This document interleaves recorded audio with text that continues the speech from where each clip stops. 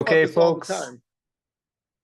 Oh man, it's I always just like having people on because it's just I think a lot of people think like, oh, it's different for me, but I think the framing that you're going to explain how you were and how you are now is going to be huge for people. So we are live already, Charles. So for people listening, welcome to the Strong for Life podcast. Super pumped today. I've got my client Charles on. Charles is just finished up 18 months with us in the program and he's absolutely just rocked it. We're going to go through where he was before and where he is now. A lot of times you hear things like people get great results in 2 months or 3 months, but you don't hear about them in 2 years or in 1 year's time.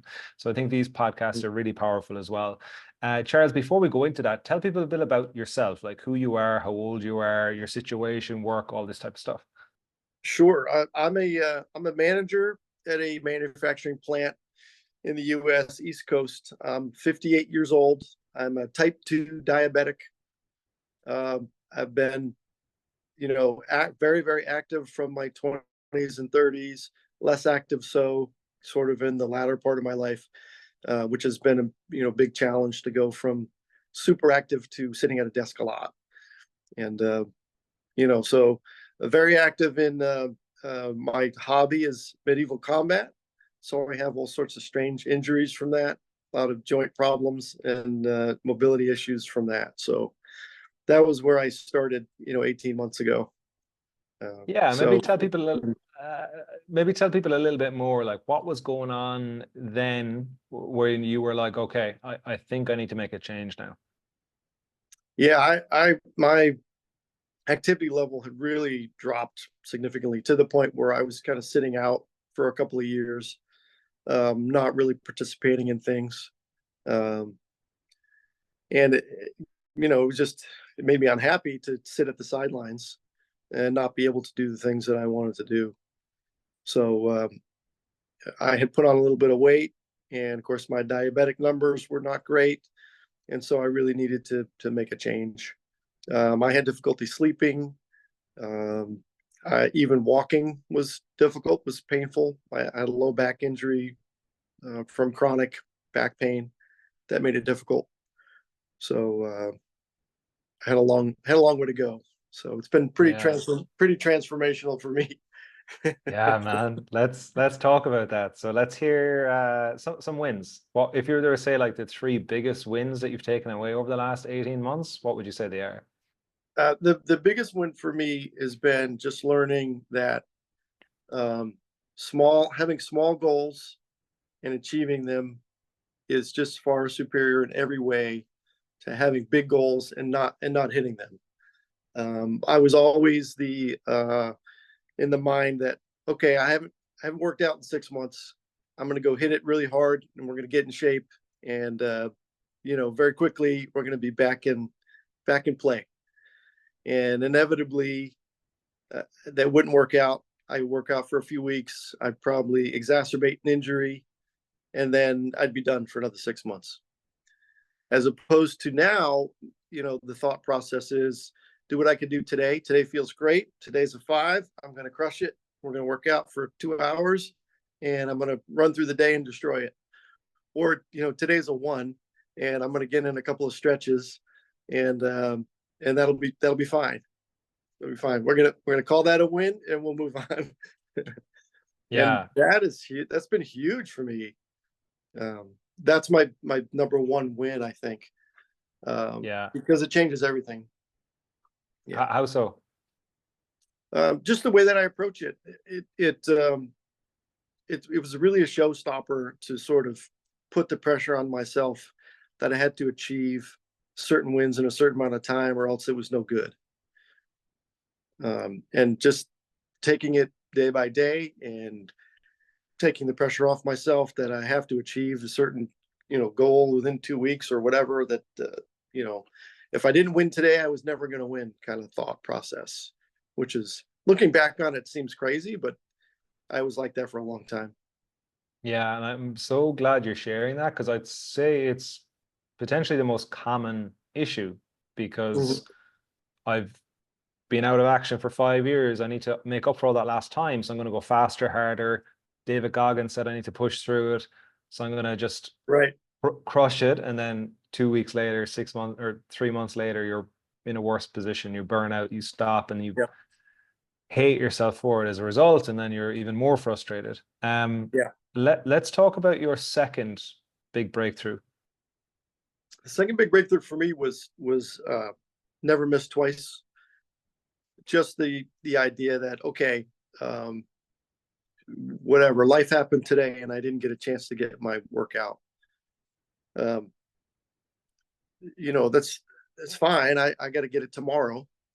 And to have that feeling of, oh boy, I missed a thing. I didn't achieve something I said I was going to do.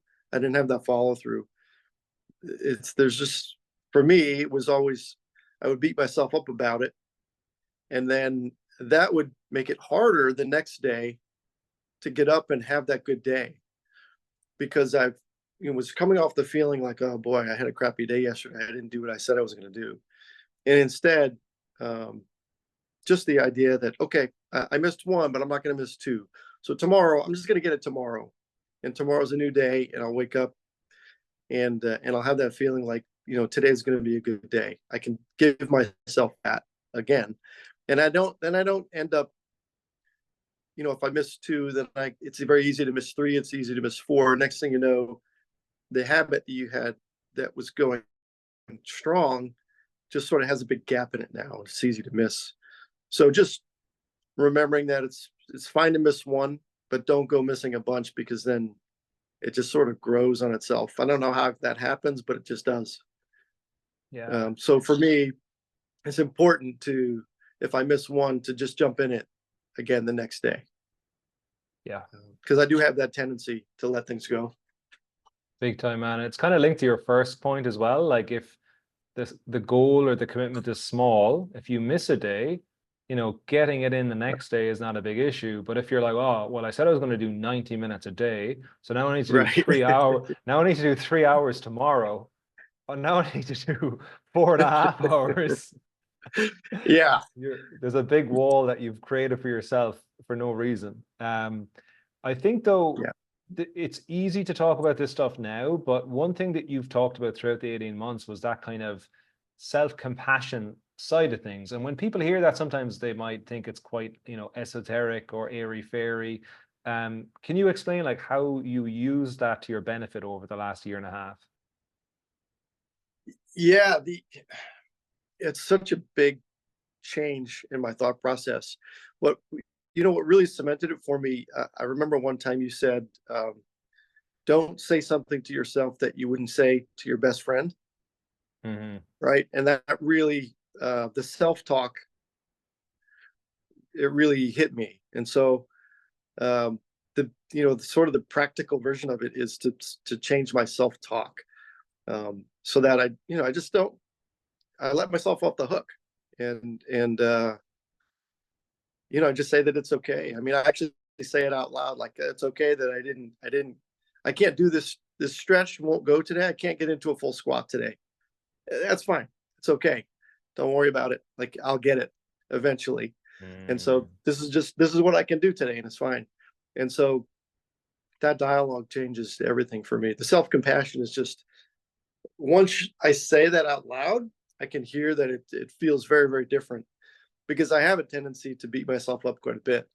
And that was always the way that I went. And, you can really get caught up in that. It's not helpful.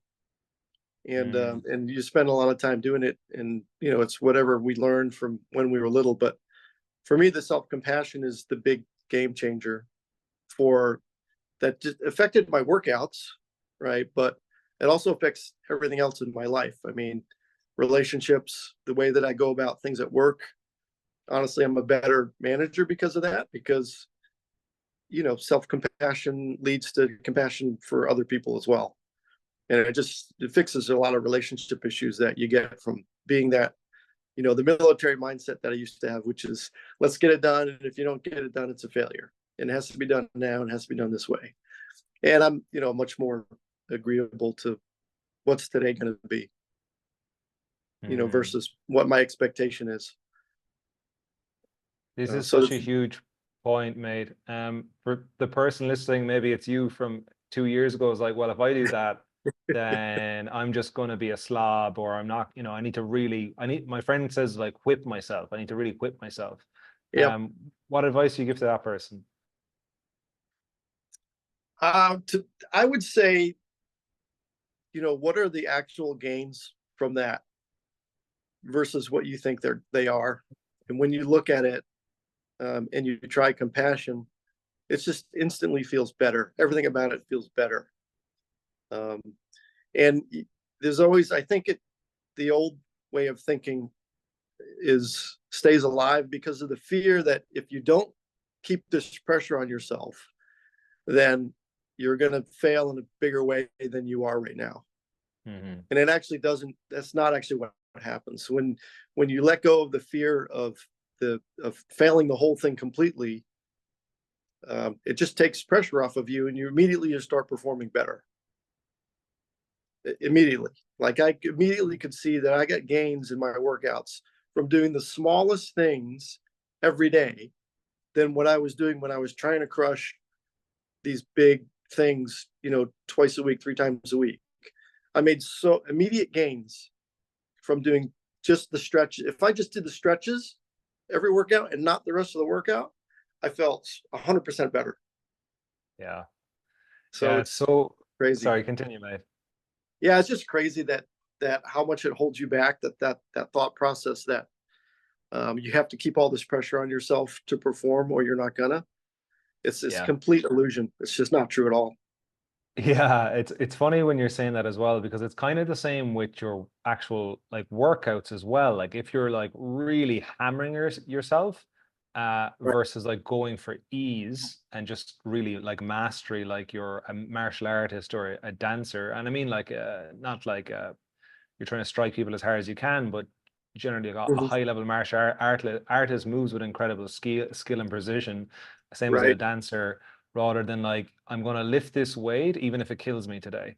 Right. And that anyone who is coaching for over 10 years is like that's a terrible, terrible, terrible approach.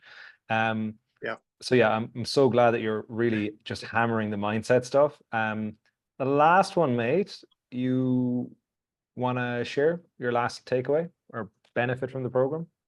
Yeah, and it's my doctor would say it's the biggest one, but really putting together a lot of pieces of the program and turning my diabetes around. My numbers went from incredibly bad to incredibly good. In fact, they asked me what I was doing. The doctor and the nurses were asking, like, what are you doing? How are you making these changes? And I had to tell them, well, I'm just doing really simple, easy stuff. And as I just did the basic mobility stuff, no weight, body weight movements. I'm not adding weights really to anything. And my numbers just got better and better and better, and to the point where I don't go to the doctor anymore. I track my numbers, and they're fantastic.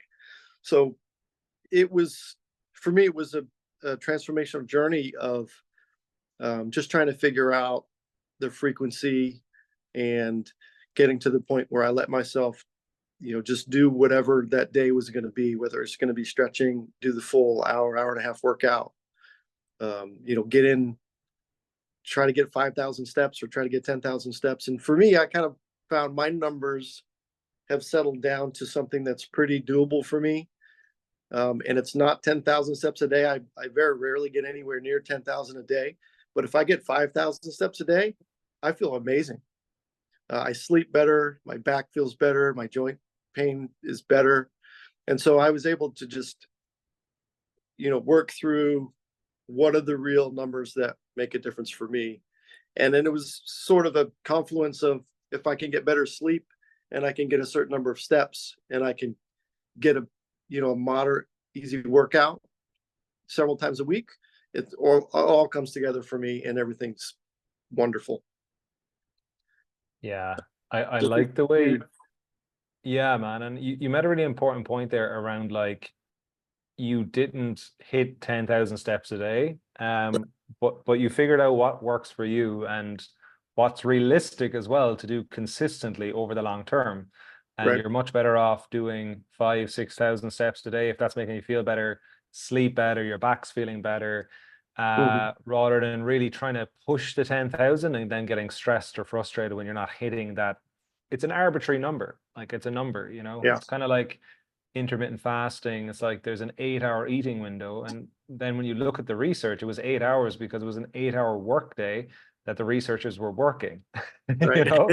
So like, just because it's like, this is scientific research, yes, it is, but also a lot of the times the research is set up in a way because of the workday, or, you know, if you Yeah, apply some of it, you're still going to get massive benefits. And like, you yeah, know, what you kind of alluded to, you've been doing this consistently now to fit your lifestyle, which you can sustain over the long term versus falling off after a few weeks or a few months like you were doing in the past because you were setting the expectations way too high. yeah, yeah. It's actually amazing in the small amount of time it took to turn things around. Yeah, but it's a completely different way of thinking for me. So that, Yeah. that's the part that was really transformational for me. I think it ends up being a physical transformation, but for me, it started with the mental change, the shift in thinking.